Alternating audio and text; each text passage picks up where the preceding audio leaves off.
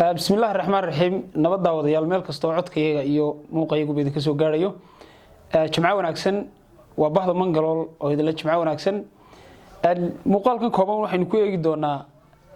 oo inuu erey kooban ka oran doonaa si togan u maamulida waqtiga waynu ognahay waxyaabo ugu adag ee bilaadanku maamulo ama uu ku guuleystay inuu sida ugu togan ama sida ugu faa'iidada badan u maamulo waxa ugu adag waqtiga sidoo kale waxa ugu adag ee qofka bilaadanki uu dib u helo ama uu helano inta uu nool yahay waa waqtiga shayga labaad ee adag tahay ama qofka ku adag inuu maamulo iyadoo isaguna waa waxa loo yaqaan maaliyadda ama lacagta waxaynu erey kooban ka oran doonaa bal hadda hababka ugu wanaagsan ee qofka u maamuli karo waqtigiisa si wax ku oola ama inuu si tayeysan uga faa'iideysan karo saacadaha iyo laxadaadka koobana uu haysto isagoo markaa project qabanaya sidaynu ognahay qofku wuxuu ku guda jiraa projectyo joogta ama hawl maalmeedo ama hawl qabado joogta ah hawl qabadadaas intooda badan waxay ku dhamaadaan waqti waxay leeyihiin waqti dhamaad ama waxa afka qalaad lagu yaqaano loo yaqaan deadlineska qofka uu kaga dhameystiro og yahay hawsha uu qabanayo waqtigeeda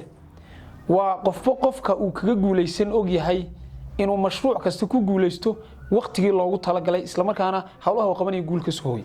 hadaba qofku sidee uu u maamuli karaa waqtigiisa si tayeysan oo wax ku oola waa su'aasha inta badan dadka dunida jooga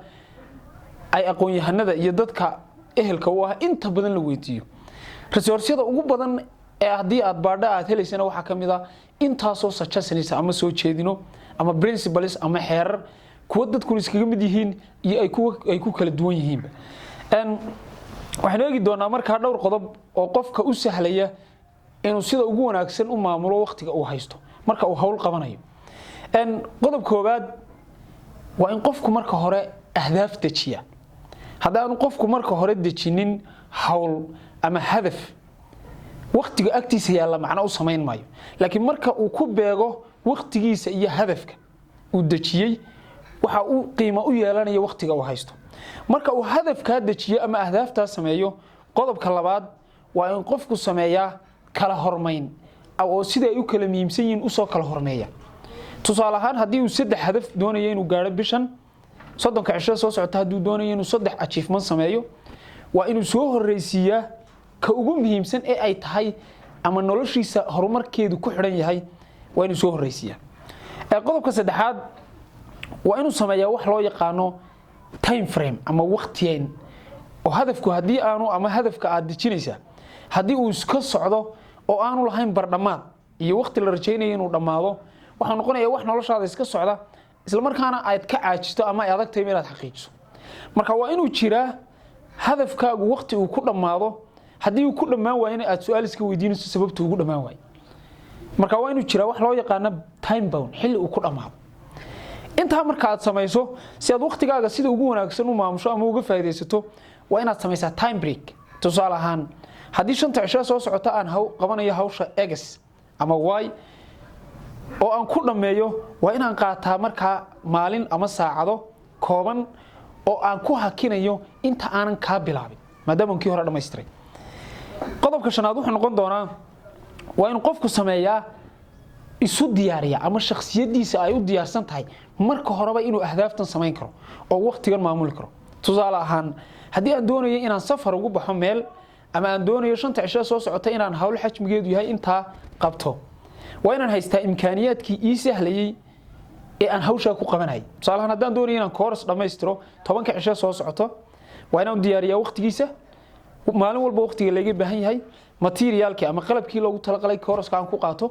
waa in iyaguna diyaar iyo ahaada marka waa in qofku naftiisa u diyaariyo marka inta markuu qofku sameeyo waxa sida waxyaabo aan loo baahnayn oo dhex soconaya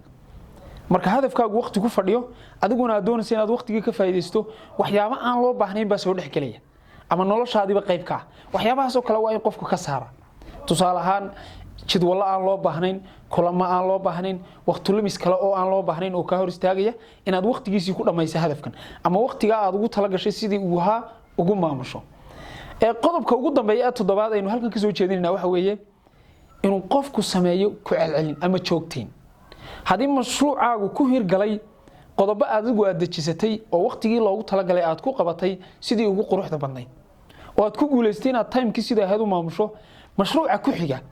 ama hadiiba kani soo noqonayo waa inuu ku ahaadaa waxani guidelines ama qaacido ku dejisan oo aad u adeegsan karto isla markaana ku soo celcelin karto mashruuc kasta markaa wuxuu noqonayaa mid ku fududaada waqtigaaguna wuxuu noqonayaa mid sidii ay ahayd aad uga faa'iideystay ama aad u maamushay todoban dariiqo aynu sheegnay ma aha kuwo dunida oo dhan ka dhaxayn kara macni waxa jira qodobo kale oo ka wanaagsan baa jiri kara kuwo intan oo kala baa jiri kara kuwo ka badan baa jiri kara dariiqyo ka kooban baa jiri kara mar walba waxa ay ku xiran tahay qofku xaaladiisa resource-ka uu haysto ama khayraadka uu haysto iyo deegaanka uu ku nool yahay iyo nooca hadafka uu qabanayo laakiin waxa la isku waafaqsan yahay mar kasta oo time-ka la doonayo in siduu yahay loo maamulo inuu jiro hadaf ku dhamaado waqti la isla yaqaan mawduuceeni raahdeeni koobneed maanta intaas aynu ku soo koobaynaa intaynu muuqaalkan oo kale isku arki doono waa bahda Mangalore idin leh jabca wanaagsan